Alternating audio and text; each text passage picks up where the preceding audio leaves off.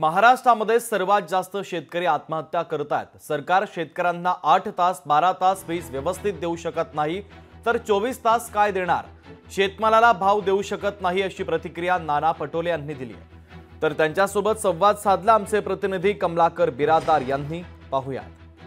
विदर्भामध्ये फडणवीस यांनी विधान केलेलं आहे की 24 तास शेतकऱ्यांना वीज मिळेल आणि त्याचबरोबर 365 दिवस जे आहे ते शेतकऱ्यांना वीज मिळणार आहे।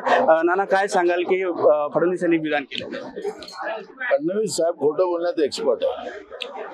त्यांनी 12 तास विद्युत देणार अशी घोषणा विधानसभेत केली होती आणि सरकार आपल्या दारी या योजनेच्या माध्यमातून ज्या ज्या जिल्ह्यात गेलेत ते त्यांनी घोषणा केली। जे 12 तास विद्युत शेतकऱ्यांना देऊ शकत नाही, 8 तास देऊ शकत नाही, 24 तास विद्युत कुठून देणार हा प्रश्न या ठिकाणी निर्माण झाला। हा निवडणुकीचा जुमला आहे।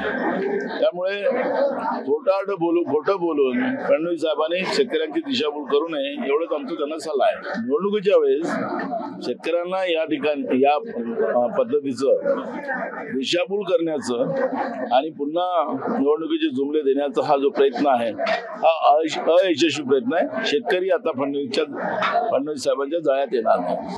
शेतकरी आता फडणवीसांच्या जाळ्यात येणार नाहीत आणि हे निवडणुकीचे जुमले असल्याचं नाना पटोले यांनी स्पष्ट केलेलं आहे। कमलाकर बिरादार, लोकशाही मराठी, नांदेड।